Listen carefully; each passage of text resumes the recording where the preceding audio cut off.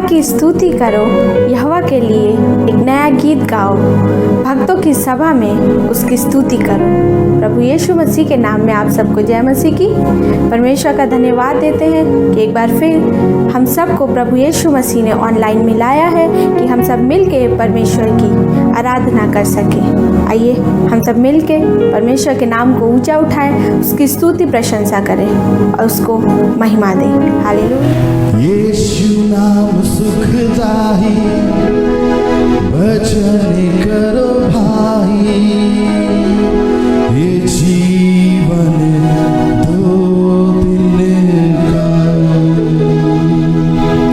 यीशु नाम सुखदाई, भजन करो भाई, ये जीवन दो दिन का।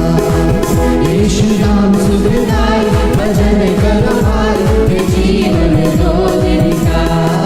यीशु नाम सुखदाई, भजन करो भाई, ये जीवन दो दिन का।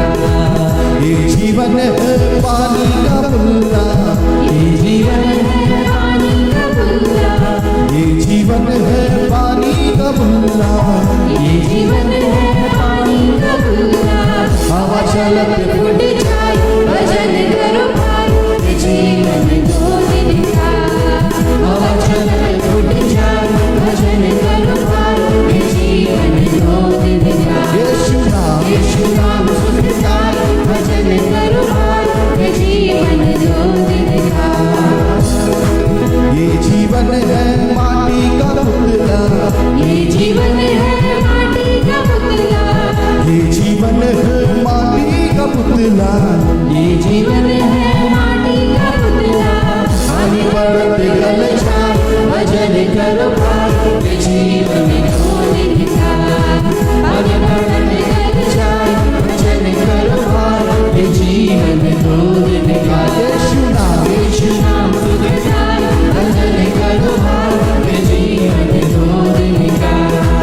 ये जीवन है चंदन की लकड़ी, ये जीवन है चंदन की लकड़ी, ये जीवन है चंदन की लकड़ी, ये जीवन है चंदन की लकड़ी। आग लगते जल जाए, भजन करो भाई, ये जीवन दो दिन का। आग लगते जल जाए, भजन करो भाई, ये जीवन दो दिन का। यीशु नाम सुखदाई, भजन करो भाई, ये जीवन दो दिन का। यीशु नाम सुखदाई, भजन करो भाई, ये जीवन दो दिन का। ये जीवन है शीशे का बंगला, ये जीवन है शीशे का बंगला, ये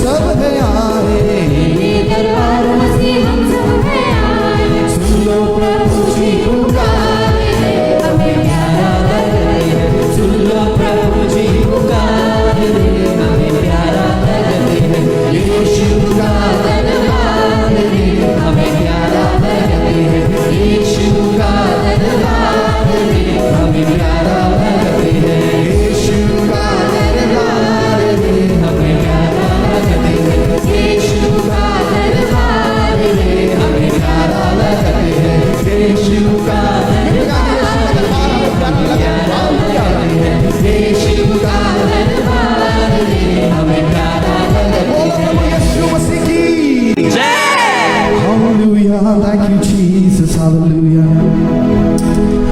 आइए आज की सुबह उसको धन्यवाद देंगे इस जीवन के लिए, उन सारी आशीषों के लिए जो उसने हमारे और आपके जीवनों में जोड़ा है, हमें और आपको संभाल के रखा है, अपने पंखों तले छिपा के रखा है। आइए मिलकर उसको धन्यवाद देंगे। ओ हमारे यीशु जैसा कोई नहीं। हालेलुया। ओ यीशु जैसा ना कोई था, ना कोई है और न रहेगा। Thank you, Lord. Hallelujah. Thank you, Jesus. Hallelujah. Oh, we praise your name. Thank you, Lord. Hallelujah. Hallelujah. Thank you, Jesus. Hallelujah. Thank you, Jesus. Oh, lift your name on high. खुदा हम तेरे नाम को ऊंचा उठाते हैं क्योंकि उस योग्य परमेश्वर है। तू राजाओं का राजा है, तू प्रभुओं का प्रभु है और तू अनंतकाल का प्रेमी परमेश्वर है। Hallelujah. Oh, let's say it together. Hallelujah. Hallelujah. तुम सा कोई नहीं, तुम सा कहीं नहीं,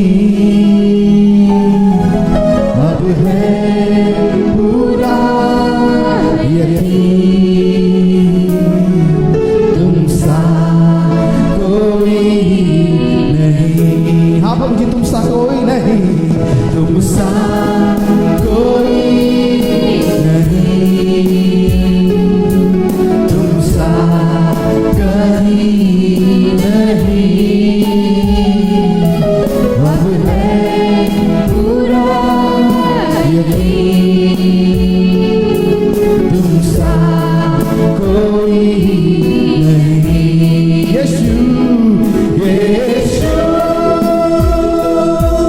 मसीह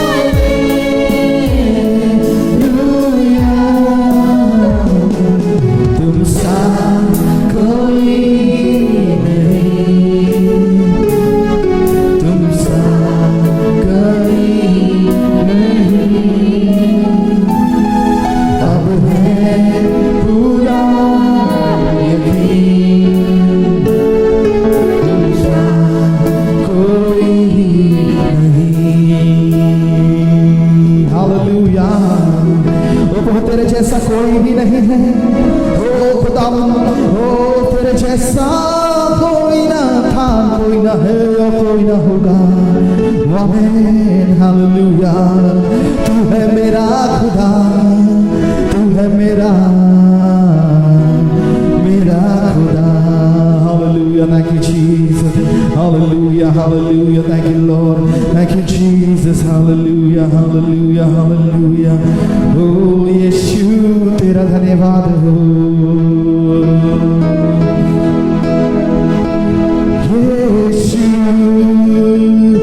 तू है महान, यीशु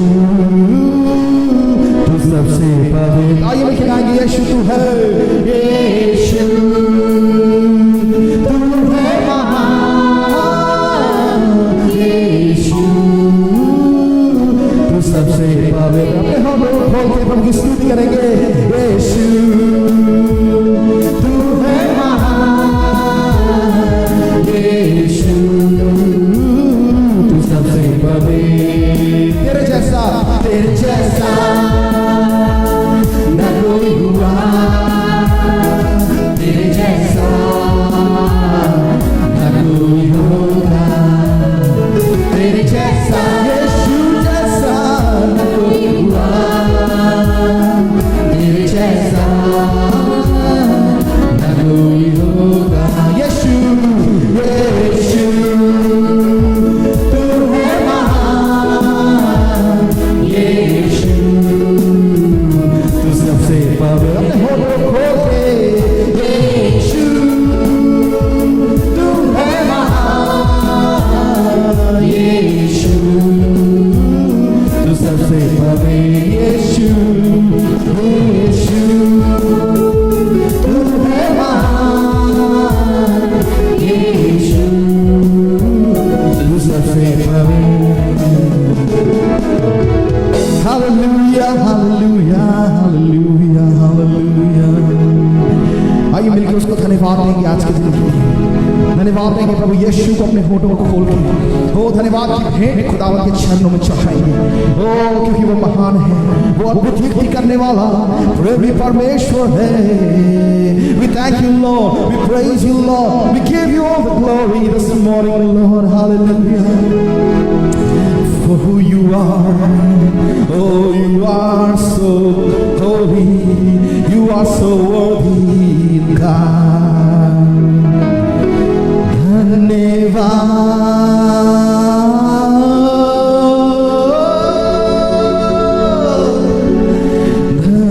धन्यवाद,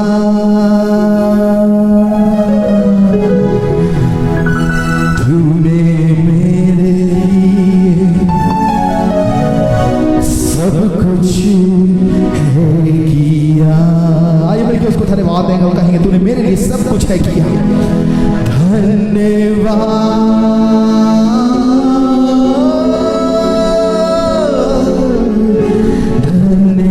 धन्यवाद, तूने मेरे लिए सब कुछ है किया। आपने होठ खोल के बोलेंगे तूने मेरे लिए, तूने मेरे लिए सब कुछ है किया। Thank you Jesus, hallelujah. Thank you Jesus, hallelujah, for doing this wonderful things in our lives, for doing this wonderful marvelous works in our life. धन्यवाद देते हैं प्रभु जी, तूने अद्भुत कार्य हमारे जीवनों में किए हैं प्रभु जी। आज की सुबह प्रभु जी हम अपने जीवनों को तेरे हाथों में समर्पित करते हैं। ओ प्रभु जी से तू ले ले प्रभु जी। ओ प्रभु जी और अपनी इच्छा ओ के अनुसार प्रभु जी हमें से हर एक को चलने का अनुभव प्रदान कर मेरे खुदा यीशु के नाम से। Oh, we surrender ourselves into your hands this morning, Lord. प्रभु जी अपने आप को शुद्ध कर देते हैं, अपने आप को तेरे हाथों में समर्पित करते हैं। हो खुदावंद अपनी इच्छा के अनुसार, अपनी योजना के अनुसार मेरे खुदा हम में से हर एक को चला, हम में से हर एक के जीवन को संचालित कर यीशु के नाम से, यीशु के नाम से, यीशु के नाम से। Thank you Jesus, hallelujah. धन्यवाद देते तेरी उपस्थिति के लिए, आत्मा तेरी उपस्थिति के लिए धन्यवाद देते हैं। सारी आदर और सारी महिमा और सारा जलाल हम तुझे देते हैं, क्योंकि तू इस योग्य परमेश्वर है। आमीन। ओ तू इस योग्य परमेश्वर है। धन्यवाद देते हैं प्रभु जी, तेरी उपस्थिति के लिए धन्यवाद देते हैं और इस विनती को अपने उद्धार करता है खुदावंद यीशु मसीह के नाम से मांगते हैं। हम सब एक साथ मिलकर बोलेंगे आमीन, आमीन। Thank you Jesus. आप सभी को जय मसीह की। विश्वास करते हैं आप सब खुश हैं, स्वस्थ हैं, परमेश्वर के अनुग्रह में बने हुए हैं और परमेश्वर की उपस्थिति में चल रहे हैं।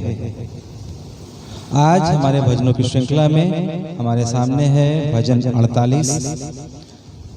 ये भजन परमेश्वर का नगर यानी सिय्योन के बारे में है, लेकिन इस भजन में जो मुख्य विषय है वो है परमेश्वर। परमेश्वर का प्रेम अपनी कलीसिया से, अपने नगर से, अपने नगर के लोगों से। लेकिन इसके पहले कि हम लोग भजन को शुरू करें, आइए हम प्रार्थना करते हैं। परमेश्वर पिता, हम धन्यवाद करते हैं प्रभु, इस समय आपकी हुजूरी में आते हैं कि हम आपके सम्मुख रहकर अपने आप को आपको समर्पित करें और हर एक प्रकार से अपने आप को आपके लिए दे दें। निवेदन करते हैं प्रभु जी, जब आपके वचनों को सुनते हैं तो उन्हें दीजिए कि आपके आत्मा के द्वारा प्रभु जी हम पर नियंत्रण किया जाए और हमारे हृदय इस रीति तैयार किए जाए पिता कि हम आपके वचनों को अपने जीवन में वो स्थान दें जो आप चाहते हैं प्रभु जी, ताकि हमारे जीवन में आपका वचन बढ़ने पाए, आप हमारे अंदर बढ़ने पाए और हम घट सकें प्रभु जी। धन्यवाद कहते हैं प्रभु, अपने लिए निवेदन करते हैं कि मेरे मुख से होके बोलिए। सारा आदर सारी महिमा आपको देते हैं, विनती यीशु मसीह के नाम से मांगते हैं, आमीन। तो ये भजन में 14 पद हैं और 14 पद में परमेश्वर के पराक्रम का, परमेश्वर के प्रेम का, परमेश्वर के उपायों का वर्णन भजनकार हमारे सामने करता है। और इस पूरे भजन में हम हर जगह परमेश्वर को विभिन्न प्रकार से जान पाते हैं। जैसे जब हम पहला पद लेते हैं जहां इस प्रकार लिखा हुआ है, हमारे परमेश्वर के नगर में और अपने पवित्र पर्वत पर यहोवा महान और अति स्तुति के योग्य है। अब ये जो पहला पद है ये हमें बताता है कि इस पूरे भजन की विषय वस्तु क्या है। तो हम ये जानते हैं कि ये जो भजन है इसकी विषय वस्तु है परमेश्वर और उसका नगर और उसके रहने वाले, यानी परमेश्वर, यीशु मसीह और उसकी कलीसिया। वचन कहता है कि परमेश्वर अपने लोगों के बीच में है, जैसे यीशु मसीह हमारे संग रहता है अपने आत्मा के रूप में। इसी प्रकार से हर एक वचन में हम परमेश्वर का अपनी कलीसिया के प्रति प्रेम और कलीसिया की सुरक्षा, कलीसिया के लिए उपाय, उसकी भरपूरी का ध्यान की ओर हमारा ध्यान भजनकार ले जाता है। सबसे पहले पद 1 के संबंध में हम देखते हैं भजन 78 का 68 पद, यानी कि साम 78 वर्स 68। परंतु यहूदा के गोत्र को और अपने प्रिय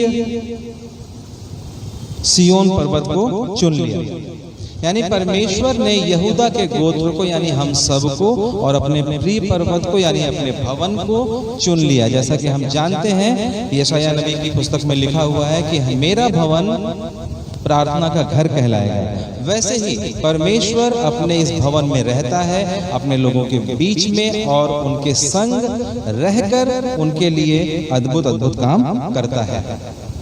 दूसरा एक पद हम और ध्यान लगाते हैं, भजन 132 13 और 14 पद, साम 132 वर्सेस 13 एंड 14।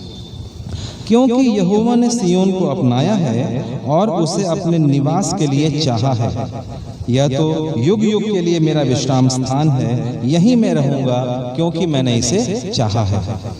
ये पद हमें बताता है कि हमारा परमेश्वर हमारे बीच में रहना चाहता है, अपने भवन में रहना चाहता है। हम उस घटना को याद करें जब परमेश्वर का संदूक यानी वाचा का संदूक नीचे से ऊपर ले जाया गया था, या जब सुलेमान ने परमेश्वर का वो भवन बनवाया जिसमें परमेश्वर के वाचा का संदूक रखा गया और परमेश्वर ने कहा कि मैं अपने लोगों के बीच में रहूंगा। और तब से लेकर हम आज तक पाते हैं कि परमेश्वर कभी बादल का खंभा बनके, कभी आग का खंभा बनके, कभी किसी रूप में, कभी किसी रूप में लोगों के सामने आता रहा, उनकी सुरक्षा करता रहा। कभी उसने इस्राएल को इस्तेमाल किया अपना पराक्रम दिखाने के लिए, कभी उसने अपनी स्वर्गीय सेना का इस्तेमाल किया अपना पराक्रम दिखाने के लिए और अपने प्रजा की रक्षा करने के लिए। वैसे ही आज भी जब हम देखते हैं तो हमारा परमेश्वर यानी यीशु मसीह हमारे बीच में रहता है, हमारे संग रहता है। जब हम इकट्ठा होते हैं तो हम उसके उस उपस्थिति का अनुभव कर पाते हैं। और इसी पद में एक दूसरी बात है कि वो अति महान और अति स्तुति के योग्य है। तो हमारा परमेश्वर जो है वो इस्राएल यानी इस्राएल का परमेश्वर अति सामर्थी है, उसके पास बहुत सामर्थ्य है, वो सर्वशक्तिमान है, वो भय के योग्य है, वो हमारे आदर के योग्य है, वो महान है। और उसकी स्तुति इतनी हम कर सकते हैं जितनी हम सोच भी नहीं सकते, या हम कितनी उसकी स्तुति करें। क्यों? क्योंकि उसने हमारे लिए जो काम किए हैं हम उसके लिए उसको उतनी महिमा नहीं दे सकते, हमारा जीवन कम हो जाएगा। इसलिए हमें चाहिए कि हम उसकी स्तुति हमेशा करते रहें, क्योंकि वो अतुलनीय है, उसकी तुलना किसी से नहीं हो सकती और न ही उसको किसी भी प्रकार से चुनौती दी जा सकती है।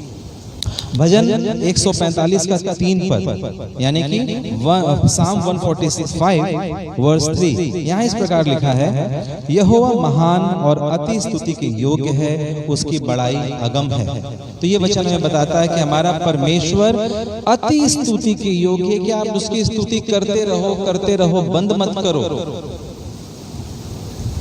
और उसकी तारीफ करते रहो। फिर भजन 147 का 5 पद, साम 147 वर्स 5, हमारा प्रभु महान और अति सामर्थी है, उसकी बुद्धि अपरंपार है।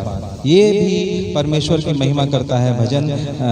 भजन का ये वचन कहता है हमारा प्रभु महान है, अति सामर्थी है और उसकी बुद्धि का कोई तोड़ नहीं है। फिर भजन 89 पद 7, साम 89 वर्स 7, परमेश्वर पवित्र लोगों की गोष्ठी में अत्यंत प्रतिष्ठा के योग्य है और अपने चारों ओर सब रहने वालों से अधिक भय योग्य है। ये वचन बताता है कि जहां भी परमेश्वर के लोग इकट्ठा होते हैं उनके बीच में परमेश्वर की प्रतिष्ठा यानी उसकी महिमा होनी चाहिए और उसके चारों ओर रहने वाले उसको धन्यवाद कहें, उसका भय माने यानी कि उसका आदर करें, क्योंकि परमेश्वर इन सब बातों के योग्य है। और साथ ही साथ ये वचन हमें बताता है, जो पहला पद है, कि हमारा परमेश्वर इस सारी सृष्टि का स्वामी है और उसके हाथ से कोई भी इस सृष्टि को छीन नहीं सकता, उसके हाथ से कोई ले नहीं सकता, उसके अधिकार को कोई भी कम नहीं कर सकता। आगे बढ़ते हैं, पद 2 देखते हैं। यहाँ इस प्रकार लिखा हुआ है, सियोन पर्वत ऊंचाई में सुंदर और सारी पृथ्वी के हर्ष का कारण है, राजा धीराज का नगर उत्तरी सिरे पर है। अब यहाँ जो बातें हैं उन पे पहले हम समझें कि हमें इसके लिए सियोन नगर के या यरूशलेम नगर के इतिहास को समझना होगा, भूगोल को समझना होगा, जिससे कि हम जान पाएंगे कि ये उत्तरी तरफ उत्तरी सिरे पर क्या है, पर्वत ऊंचाई में है और सुंदर है। तो इसके लिए हम पहले ये जानें कि सियोन नगर यानी यरूशलेम नगर कहाँ बसा हुआ है। तो यरूशलेम नगर यहूदा के सबसे उत्तरी छोर पे है। वहां ये एक सियोन पर्वत है, सियोन पर्वत ही पर यरूशलेम नगर को बसाया गया है और सियोन पर्वत पर ही परमेश्वर का मंदिर भी है, जिसके उत्तर तरफ यरूशलेम नगर है और राजा का निवास है। और इस मंदिर पे किसी भी प्रकार से 3 तरफ से चढ़ाई नहीं की जा सकती, या हम कहें इस पहाड़ के ऊपर 3 तरफ से चढ़ाई नहीं की जा सकती, सिर्फ और सिर्फ उत्तर दिशा से ही इसके ऊपर हम पहुंच सकते हैं। और जब हम सियोन की सुंदरता की बात करते हैं तो वहां का मौसम बड़ा उत्तम है। जो विद्वान हैं वो बताते हैं, जिन लोगों ने सियोन जाकर वहाँ रहकर वहाँ के मौसम को अनुभव किया है, वो बताते हैं कि सियोन का मौसम जो है, यरूशलेम का मौसम, जलवायु वहाँ की बड़ी उत्तम है। वहाँ किसी भी प्रकार से कोई कमी और घटी नहीं देखने को मिलती है। और सियोन की सुंदरता के लिए हम देखते हैं भजन 50 का दूसरा पद, साम 50 वर्स 2। यहाँ इस प्रकार लिखा है, सियोन से जो परम सुंदर है, परमेश्वर ने अपना तेज दिखाया है। ये वचन अपने आप में ये कहता है कि सियोन परम सुंदर है, अति सुंदर है। क्यों? क्योंकि वहाँ परमेश्वर है, परमेश्वर की उपस्थिति है। और परमेश्वर की उपस्थिति ने उस सारे शहर को, सारे नगर को ऐसा उत्तम बना दिया है कि वहाँ किसी भी प्रकार की घटी नहीं है, कहीं किसी प्रकार की मलिनता नहीं है। और फिर एक और पद है, विलाप गीत 2 का 15, यानी लेमेंटेशंस 2 वर्स 15। इसका हम सेकंड पार्ट पढ़ते हैं, जहां इस प्रकार लिखा हुआ है, जिसे परम सुंदरी और सारी पृथ्वी के हर्ष का कारण कहते थे।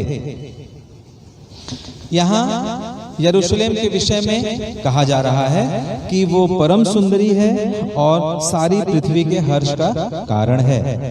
तो इस प्रकार हम जानते हैं कि जिस नगर यरूशलेम में परमेश्वर निवास करता है अपने मंदिर में, वो नगर अति सुंदर है, परम सुंदर है और सारी पृथ्वी के हर्ष का कारण है। अब फिर जो हमारा अभी जो हम लोग पद मनन कर रहे हैं, इसमें एक बात आती है कि सियोन जो है सारी पृथ्वी के हर्ष का कारण है। तो क्यों कारण है? क्यों इतना हर्ष है सब लोगों में सियोन को लेके? क्यों? क्योंकि ये एक ऐसी जगह है जहां परमेश्वर अपने लोगों के बीच में निवास करता है। ऐसी परिस्थितियों में जब सारी पृथ्वी के ऊपर पाप है, पाप की वजह से हर तरीके से पृथ्वी का संतुलन बिगड़ा हुआ है, लेकिन इसी बिगड़े हुए संतुलन के बीच में यरूशलेम में परमेश्वर, जीवित परमेश्वर अपनी प्रजा के बीच में निवास करता है, उनके साथ रहता है और उनके लिए हर वो काम करता है जिसकी उन्हें आवश्यकता होती है। यशायाह नबी की पुस्तक 60 अध्याय 15 पद हमें बताता है, book of Isaiah chapter 60 verse 15, तू जो त्यागी गई और घृणित ठहरी, यहाँ तक कि कोई तुझ में से होकर नहीं जाता था, इसके बदले मैं तुझे सदा के घमंड का और पीढ़ी पीढ़ी के हर्ष का कारण ठहराऊंगा। यहाँ वचन बताता है कि परमेश्वर यरूशलेम को उठाता है और वायदा करता है कि वो उसे पीढ़ी पीढ़ी के लिए हर्ष का कारण हमेशा के लिए ठहराएगा। यानी एक बार जब परमेश्वर ने काम कर दिया तो वो चीज कभी खत्म नहीं होगी, और जो सम्मान, जो महिमा और जो हर्ष लोगों को इस वजह से मिलेगा वो कभी भी कम नहीं होगा। और इसी पद में तीसरी बात है कि परमेश्वर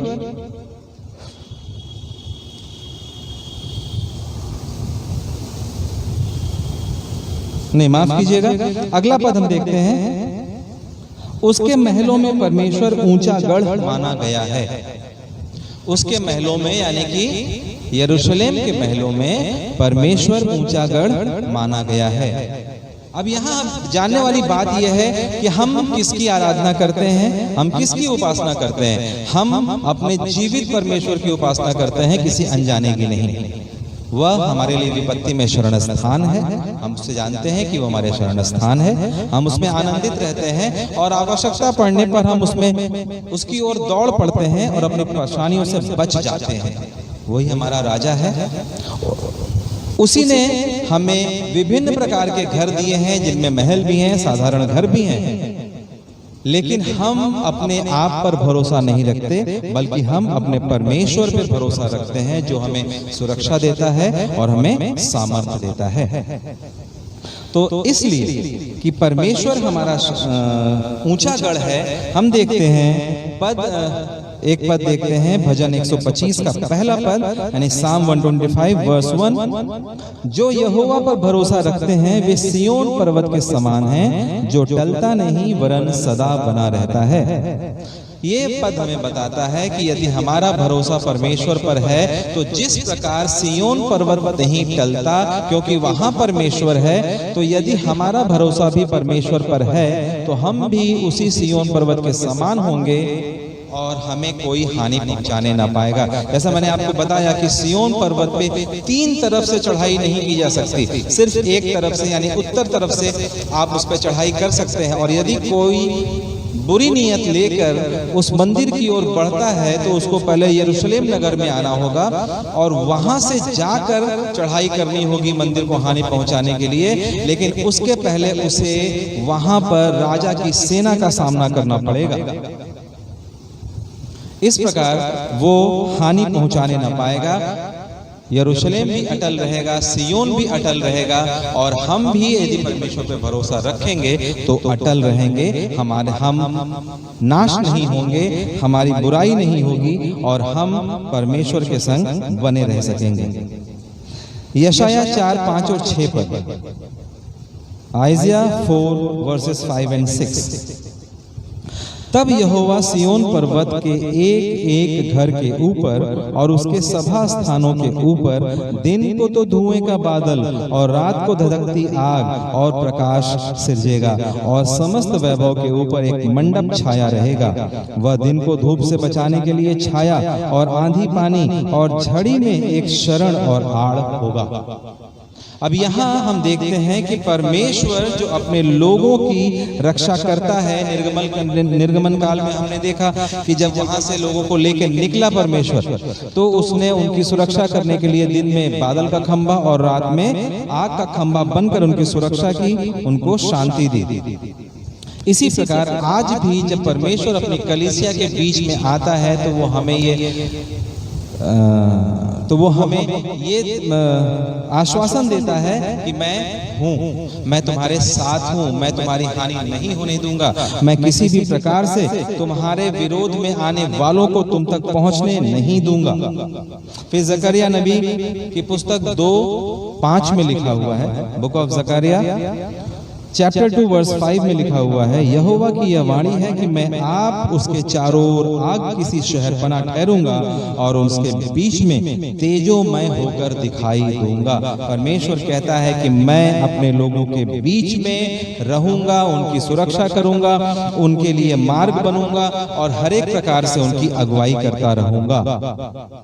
आप पढ़ सकते हैं यशाया नबी की पुस्तक 37 अध्याय 33 से 36 पद में, आइज़िया 37 वर्सेस 33 to 36। यहाँ इस प्रकार लिखा हुआ है कि जब यहोशापात राजा के समय में सन्हेरीब राजा चढ़ाई करने के लिए आया तो यहोशापात ने राजा से परमेश्वर से प्रार्थना की, अपने राजा से प्रार्थना की और परमेश्वर ने उसको वायदा किया कि ऐसा कुछ भी नहीं होगा, तू डर नहीं, तू आनंद कर, मैं उस राजा को यरूशलेम की ओर एक तीर भी नहीं चलाने दूंगा।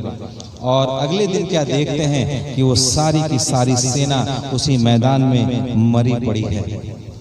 तो इस प्रकार से परमेश्वर के लोगों, इस प्रकार से हम ये देखते हैं कि ये 3 पद हमें परमेश्वर के उस सामर्थ्य का, उस देखभाल का, उस प्रेम का हमें परिचय देते हैं, उस चरित्र का हमें परिचय देते हैं कि परमेश्वर अपने लोगों के बीच में है। उसी प्रकार से आज यीशु मसीह भी हमारे बीच में है। उसने हमारे बीच में रहकर, यहाँ पर रहकर उसने अपना बलिदान किया और हमारे लिए वो द्वार बन गया, वो मार्ग बन गया कि हम उसके द्वारा परमेश्वर से मेल मिलाप कर लें और हमेशा परमेश्वर के सामने रहने वाले हो सकें, उस जीवन में जाने वाले हो सकें जिसमें परमेश्वर और यीशु मसीह रहते हैं। आगे के पदों पे हम अगली सभा में मनन करेंगे। परमेश्वर आप सबको बहुत आशीष दे। जय मसीह की। परमेश्वर की स्तुति हो। हम परमेश्वर का धन्यवाद देते हैं कि परमेश्वर ने हम सबों को सुरक्षित रखा और हमारी हर एक आवश्यकताओं को परमेश्वर अपने भंडार से पूरा करते हैं। आज हम आपके सामने यूहन्ना रचित सुसमाचार 11वां अध्याय 1 से 44 की घटना के बारे में बताएंगे। ये घटना जो है बैतनिया गांव के एक परिवार की है, जिसमें मरियम, मार्था और उनका भाई लाजर का वर्णन है। आइए हम प्रार्थना करेंगे। महान और जीवित प्रभु यीशु मसीह, हम आपको हृदय से धन्यवाद देते हैं। हम आपकी स्तुति, बड़ाई और प्रशंसा करते हैं। राजाओं के राजा, प्रभुओं के प्रभु, हम आपके नाम को धन्य कहते हैं। प्रभु, धन्यवादित हैं कि आज तक आप हम सबों के साथ हैं और हमारी रक्षा करते हैं। परमेश्वर, पवित्र परमेश्वर, सेनाओं के यहोवा, आपके बड़े अनुग्रह, आपकी बड़ी दया के लिए प्रभु हम धन्यवाद देते हैं। प्रभु, बाकी वक्त को हम आपके हाथ में देते हैं। हमारे मुंह के शब्दों को प्रभु आप ग्रहण करें और हमारे में से होकर के बोलें। प्रभु, हम आपकी दया, आपके अनुग्रह के लिए धन्यवाद देते हैं। यीशु मसीह नासरी के नाम से मांगते हैं, आमीन। यहाँ पर हम देखते हैं कि 5वें पद में लिखा हुआ है, यीशु मार्था और उसकी बहन मरियम और लाजर से प्रेम रखता था। इस परिवार को से परमेश्वर जो यीशु मसीह जो है बहुत प्रेम करता है। हम हमारे और आपके परिवार से भी यीशु मसीह प्रेम करता है। और तीसरे पद में लिखा हुआ है, उसकी बहनों ने उसे कहला भेजा, हे प्रभु, जिससे तू प्रीति रखता है वो बीमार है। जिससे तू प्रीति रखता है वो बीमार है। जिनसे यीशु प्रीति रखता है और जो यीशु से प्रीति रखते हैं, हम ये देखते हैं कि समस्याएं, कष्ट, शोक सभी के ऊपर आ सकता है। हम ये सोचते हैं, बहुत से लोग ये सोचते हैं कि हम प्रभु यीशु मसीह को प्यार करते हैं और प्रभु मुझे प्यार करते हैं, मेरे सामने कोई भी परीक्षा नहीं आ सकती है, कोई तकलीफ नहीं आ सकती है, कोई बीमारी नहीं आ सकती। लेकिन प्रियो, ऐसा नहीं है। जब हम प्रभु के साथ हैं, प्रभु हमारे साथ है, तो हमें कष्टों में से हो करके गुजरना बहुत ज़रूरी है। इब्रानियों 12:6 से 8 में इस प्रकार लिखा हुआ है, क्योंकि प्रभु जिससे प्रेम करता है उसको उसकी ताड़ना भी करता है, जिसे पुत्र बना लेता है उसको कोड़े भी लगाता है। तुम दुख को ताड़ना समझ के सह लो। वो कौन सा पुत्र है जिसकी पिता ताड़ना करता है? यदि वो ताड़ना जिसके भागी सब होते हैं तुम्हारी ताड़ना नहीं हुई तो तुम पुत्र नहीं पर वह विचार की संतान ठहरे। हमारी ताड़ना होना बहुत ज़रूरी है और इस ताड़ना में हमें दुखी नहीं होना चाहिए, लेकिन खुश होना चाहिए और प्रभु के निकट और आना बहुत ज़रूरी है। और हम जानते हैं कि जब हमारी ताड़ना होती है तो इसका मतलब है कि यीशु मसीह हमारे जीवन के द्वारा कुछ कार्य करना चाहते हैं। हमारे जीवन से यीशु मसीह की महिमा प्रकट होती है। जैसा आगे हम इस घटना में देखेंगे कि किस तरह से लाजर के जीवन से यीशु मसीह को महिमा मिली। नीति वचन 3:12 में लिखा हुआ है, क्योंकि यहोवा जिससे प्रेम रखता है उसको डांटता है, और जैसे कि बाप उस बेटे को जिसे वो अधिक चाहता है। सचमुच में प्रभु यीशु मसीह हमसे और आपसे बहुत प्रेम करते हैं और बीच बीच में वो हमारी ताड़ना इसलिए करते हैं कि हम पक्के हो जाएं, हम मजबूत हो जाएं, क्योंकि हम सोचते हैं कि गाड़ी सीधी सीधी चल रही है, सब कुछ बहुत अच्छा है, लेकिन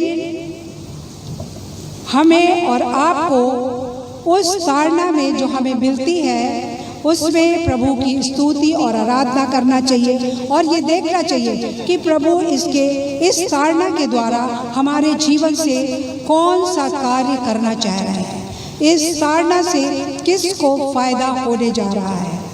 हम और आगे हम देखते हैं कि अपने इस घर में जब दुख आया मरियम और मार्था के घर में, तो उन्होंने किसी व्यक्ति को नहीं लेकिन उस सामर्थी यीशु को स्मरण किया और यीशु के पास उन्होंने खबर भेजा।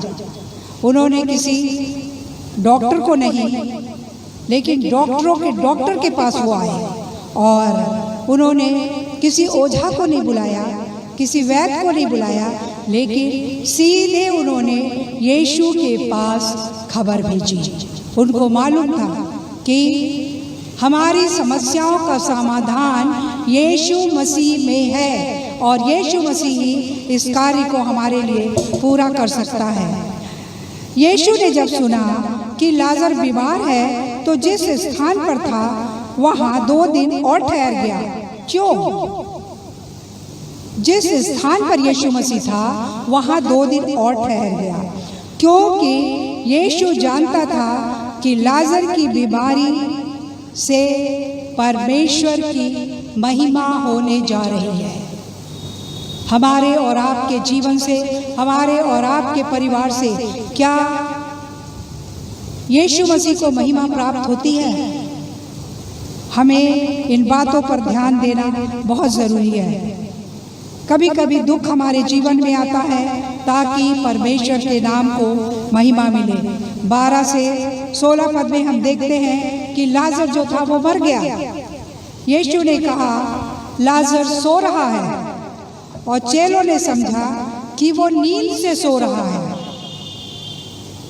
फिर यीशु ने साफ कह दिया कि साफ यीशु ने कहा कि लाजर मर गया है। थोमा जो कि एक अविश्वासी और आलोचना करने वाला था, 16 पद में इस प्रकार कहता है, आओ हम भी उसके साथ मरने को चले। हम भी कभी कभी यीशु मसीह की आलोचना करने के लिए खड़े हो जाते हैं और उन चीज़ों को हम समझते नहीं हैं कि सचमुच में यीशु मसीह हमारे जीवन से क्या करना चाह रहा है। परमेश्वर की अद्भुत बातों को देखकर भी हम विश्वास नहीं करते। जिस तरह से चेलों ने, बहुत सी चीज़ें चेलों ने देखा था कि यीशु मसीह ने कितना चमत्कार किया और यीशु मसीह के जीवन के द्वारा लोगों को कितना लाभ हुआ, लेकिन चेले फिर भी विश्वास नहीं कर रहे थे। उनका विश्वास जो था बहुत कमज़ोर था। मरियम और मार्था का विश्वास जो था वो कमज़ोर था। 21 पद में मार्था, हे प्रभु, यदि मार्था कहती है, हे प्रभु, यदि तू यहाँ होता तो मेरा भाई कदापि नहीं मरता।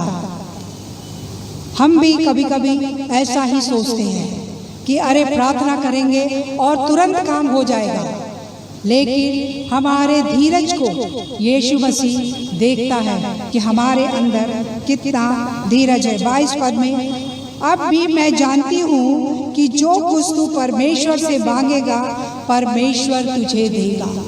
ये हमारा पूर्ण विश्वास होना चाहिए कि सचमुच में जब यीशु मसीह मेरे पास है और मैं यीशु मसीह के पास हूँ, यीशु मसीह परमेश्वर से जो कुछ भी मांगेगा परमेश्वर वो पूरा करेगा यीशु मसीह के माध्यम से। 25 पद में लिखा हुआ है, यीशु ने उससे कहा, पुनरुत्थान और जीवन मैं ही हूँ। जो कोई मुझ पर विश्वास करता है वो यदि मर भी जाए तो भी जिएगा। यीशु मसीह सचमुच में जीवन है। हमें ये विश्वास करना चाहिए कि हमारा संबंध जो है वो जीवन के साथ है और जीवन हमारे लिए सब कुछ कर सकता है। यीशु ने मार्था से कहा, क्या तू विश्वास करती है कि तेरा भाई जी जाएगा? यीशु मसीह हमसे और आपसे भी यही सवाल करते हैं, क्या तुम विश्वास करते हो? क्या तुम विश्वास करती हो? उसने जवाब दिया, विश्वास करती हूँ, लेकिन वर्तमान समय में मेरा भाई नहीं जी उठेगा। प्रियो, हमारे और आपके जीवन में भी ऐसा ही होता है। हम सोचते हैं कि जब प्रभु यीशु मसीह मेरे इस काम को कर देंगे तब हम धन्यवाद देंगे, लेकिन बाइबल कहती है अगर तुमने यीशु से कह दिया तो विश्वास करो कि वो तुम्हारे लिए हो गया है। ये हमको पूरा विश्वास करना बहुत ज़रूरी है। यीशु जब मेरे पास है वो आज सब कुछ कर सकता है यदि हमारा विश्वास पूरा पक्का यीशु के ऊपर है। यीशु ने मार्था और मरियम से कहा, आज तू विश्वास करेगी तो तेरा भाई आज इसी वक्त तुरंत अच्छा हो जाएगा, जिंदा हो जाएगा। मृत्यु उसके जीवन से दूर हो जाएगी। हम विश्वास करें कि यीशु जीवित है और वो आज भी हमारे लिए आश्चर्य कर्म कर सकता है और करता भी है। इब्रानियों 11 के 1 में इस प्रकार लिखा हुआ है, अब विश्वास आशा की हुई वस्तुओं का निश्चय और अनदेखी वस्तुओं का प्रमाण है। यूहन्ना 11 और 35 में यीशु मसीह जो है रोया, यीशु रोया। क्यों रोया? क्योंकि यीशु हमारे दुखों में हमारे साथ सहभागी होता है।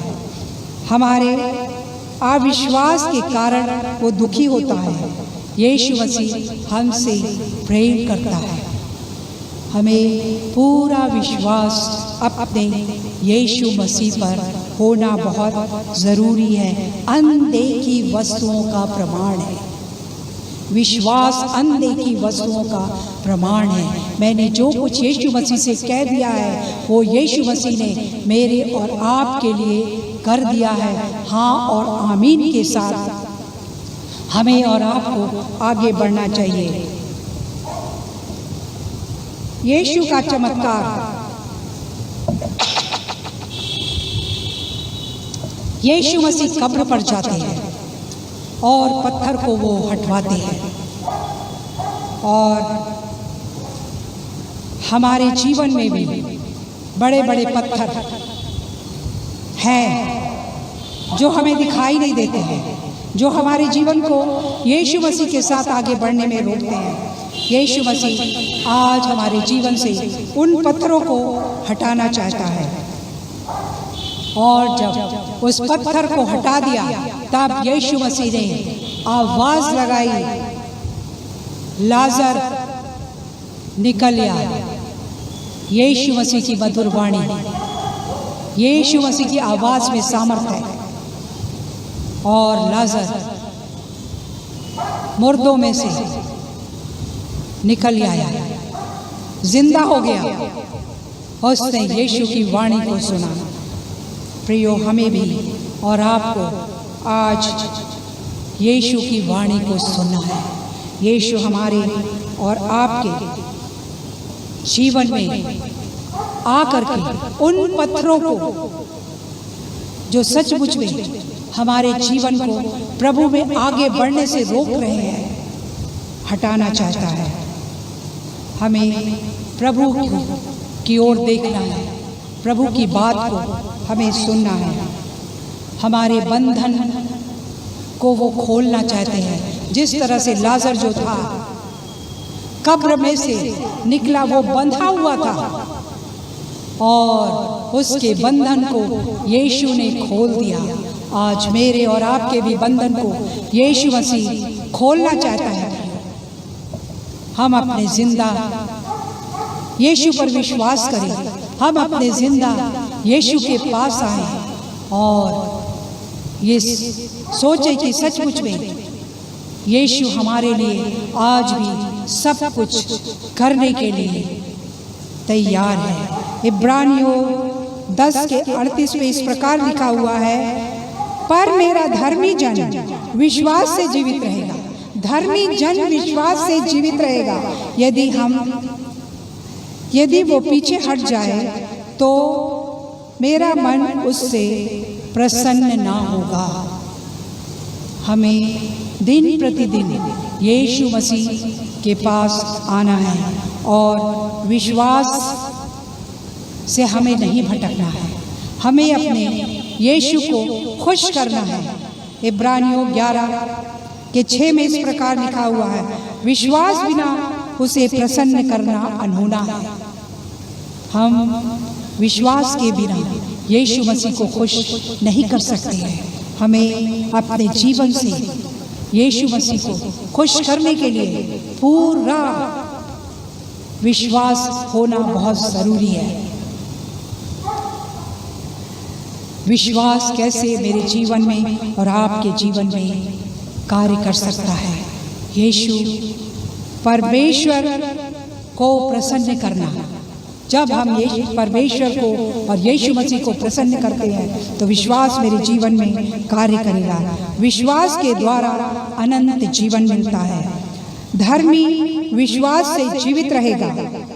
हमारे मसीही जीवन का एकमात्र साधन विश्वास है। सो हमें अपने विश्वास में दिन प्रतिदिन आगे आगे आगे बढ़ना बहुत ज़रूरी है। यूहन्ना 20 और 31 में इस प्रकार लिखा हुआ है, परंतु ये इसलिए लिखे गए कि तुम विश्वास करो कि यीशु ही परमेश्वर का पुत्र मसीह है और विश्वास करके उसके नाम से जीवन पाओ। वो अनंत जीवन है, वो जीवन है। और जब हम विश्वास करते हैं तो यीशु मसीह हमारे अंदर प्रवेश करता है। जिस तरह से उसने लाजर के बंधनों को खोल दिया और लाजर ने उसकी आवाज को सुना, उसकी बहनों को ये विश्वास हो गया कि यीशु मसीह आज भी हमारे लिए सब कुछ कर सकता है। प्रियो, हमारे और आपके लिए भी वो सब कुछ करने के लिए तैयार है, लेकिन हमारा पूर्ण विश्वास यीशु मसीह पर होना बहुत ज़रूरी है। हमारे जीवन में जो बंधन है, जो कठोरताएं हैं, जो चट्टानें हैं, उनको हमें यीशु के पास लाना है और यीशु मसीह से निवेदन करना है, इस चट्टान को मेरे जीवन से आप हटा दीजिए, इस बंधन को मेरे जीवन से खोल दीजिए। और यीशु मसीह ही सक्षम है इस बंधन को खोलने के लिए और उस चट्टान को हमारे जीवन से हटाने के लिए। हमें जिस तरह से लाजर ने उसकी आवाज़ को उस मुर्दे ने सुन लिया, प्रियो, हम जिंदा हैं, हम जिंदा हैं। हमें उसकी आवाज़ को प्रतिदिन सुनना बहुत ज़रूरी है। यीशु हम सबों को आशीष दे। प्रार्थना करेंगे। पिता परमेश्वर, धन्यवाद देते हैं प्रभु इस वचन के लिए। जिन भाई बहनों ने सुना प्रभु यीशु मसीह, उनके लिए भी हम धन्यवाद देते हैं। उनके जीवन में ये वचन कार्य करे, उनके परिवार में ये वचन कार्य करे, कलीसिया में ये वचन कार्य करे। प्रभु यीशु मसीह, हम निवेदन करते हैं और प्रार्थना करते हैं हर एक भाई बहनों के अंदर जो कठोरताएं हैं प्रभु जी, जो चट्टानें हैं पिता परमेश्वर, वो यीशु के नाम से हमेशा के लिए हट जाए। जो बंधन है वो खुल जाए यीशु के नाम से, यीशु के नाम से। भाई बहन, आपकी आवाज़ को सुने प्रभु यीशु मसीह। हम दया मांगते हैं, अनुग्रह मांगते हैं प्रभु, निवेदन करते हैं जब तक आप नहीं आते हैं हम में से हर एक को आपके निकट रहने का अनुग्रह दीजिए, आपकी वाणी सुनने का अनुग्रह दीजिए प्रभु जी। यीशु हम पर दया करें, हम पर रहम करें प्रभु। बाकी वक्त को हम आपके हाथ में देते हैं। छोटी सी विनती को सुने और ग्रहण करें। आपके मीठे और पवित्र नाम में होकर मांगती हूँ, आमीन। आशीष वचन ले। अब जो तुम्हें ठोकर खाने से बचा सकता है और अपनी महिमा और भरपूरी के साथ मगन और निर्दोष करके खड़ा कर सकता है, उस आदित्य परमेश्वर हमारे मुक्तिदाता प्रभु यीशु मसीह की महिमा अब से लेकर हमेशा तक हर विश्वास करने वाले के साथ बनी रहे, आमीन।